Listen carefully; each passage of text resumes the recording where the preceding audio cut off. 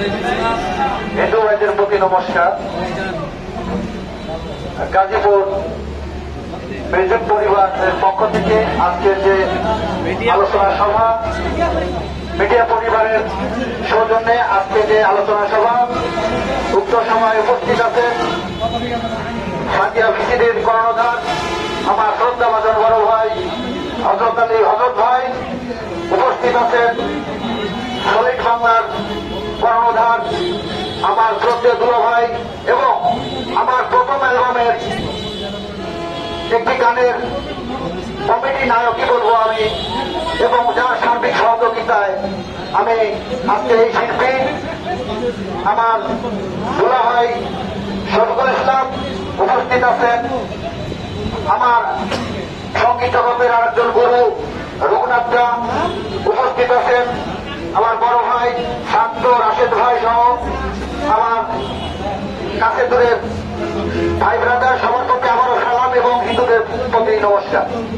যাই হোক, আসলে বিষয় হচ্ছে স্বাধীনতা কিন্তু করা যায়, স্বাধীনতা অর্জন করা যায়, কিন্তু স্বাধীনতা রক্ষা করা কিন্তু খুব কঠিন।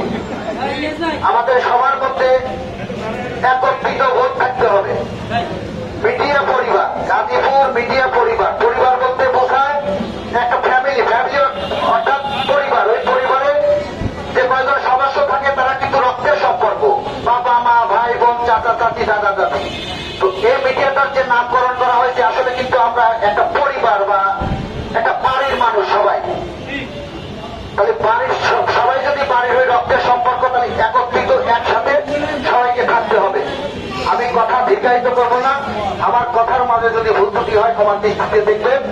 আর সবাই এই সংগঠনকে এগিয়ে নিয়ে যেতে যার যা পদক্ষেপ নেওয়া উচিত সেটাই করবেন। আমাদের উপদেষ্টা মন্ডলী, আমাদের আপনাদের উপরে যে অভিভাবকগুলো আছে, আমাদের উপরে যে অভিভাবক যারা বসে আছেন, এই সমস্ত অভিভাবক থাকলে আমার তো মনে হয় বাংলাদেশ জয় করা যাবে।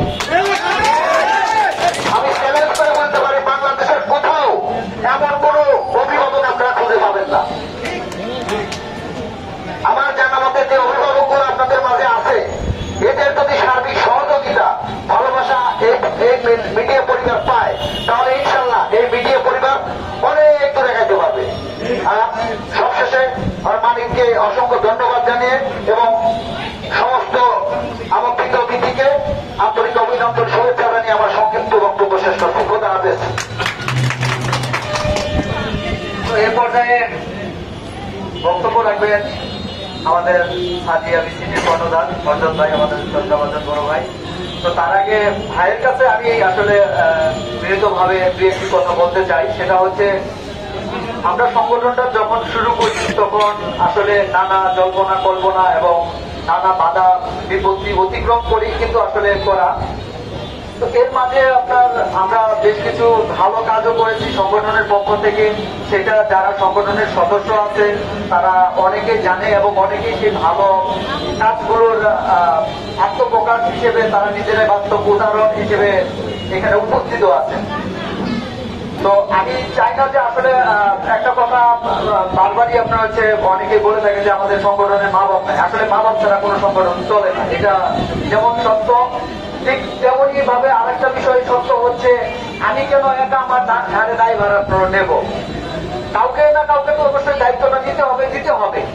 দায়িত্বটা দিয়ে গেলে কি হবে, যে তাকে আমরা সবাই নিজেদের বিশ্বাসের জায়গা থেকে বিশ্বাস করে আমাদের প্রবলেম গুলা তার কাছে জানাতে পারবো, তার দ্বারা আমরা সেই প্রবলেম গুলার সমাধান করতে পারবো। এর আগে যখন এখানে বোধহয় আছে আমাদের মিডিয়ার সাথে সম্পৃক্ত জামাল ভাই, তিনি হাসপাতালে ছিল, আমরাই নিজেরাই নিয়ে গেলাম, বেশ কয়েকবার দৌড়াদৌড়ি করলাম। তার ওয়াইফ আশা, তার মামার রক্ত লাগবে, তার 2টা-3টা বাজে ফোন দেয়, আমরা হচ্ছে রক্ত দিয়ে আসলাম। বাঘা মামা কেউ কিন্তু নিজের জানে না, আমরা একটা জায়গায় রক্ত দিয়ে আসি। এখানে হচ্ছে হিরু রনি, তার ভাতৃর রক্ত লাগবে, রাত 3টা বাজে আমরা যে রক্ত দিয়ে আসি। ঠিক এই বিষয়গুলো আসলে আমরাও চাই যে আপনারা কাউকে না কাউকে দায়িত্ব দেন, তারা পালন করুক। আমরাও এটা চাই, আমরা আপনার যে এই দায়িত্ব থেকে কিছুটা হলো লাঘব করতে চাই। কারণ হচ্ছে এতদিন আমরা আপনার করে আসছি, এখন আপনার হচ্ছে আমাদের পক্ষে আপনার সম্ভব না। আপনারা যাদেরকে দায়িত্ব দিবেন তাদের দ্বারা আমরা চাই যে আপনার হচ্ছে এই সংগঠনের সেবামূলক কাজগুলা হোক। এটা আপনার কাছে আমাদের অনুরোধ। ছোট ভাই হিসেবে আরো অধিকার নিয়ে অনুরোধটা করলাম যে আপনি কাউকে না কাউকে দায়িত্বগুলো দিয়ে যান। দায়িত্বগুলো দিয়ে গেলে পরে মিডিয়ার সবাই তাদের কাছে সেই সমস্যাগুলো জানাতে পারবে, নাকি বলেন আপনারা? তো সেটাই আমি আপনার কাছে, আমরা যেহেতু সকলে আপনাকে অভিভাবক মানি, শ্রদ্ধা করি, শ্রদ্ধার জায়গা থেকে আপনার কাছে এতটুকুই আমার অনুরোধ। এখন বক্তব্য রাখবেন আমাদের সবার প্রান্তীয় বড় ভাই সাদিয়া বিসিবি কর্ণধার।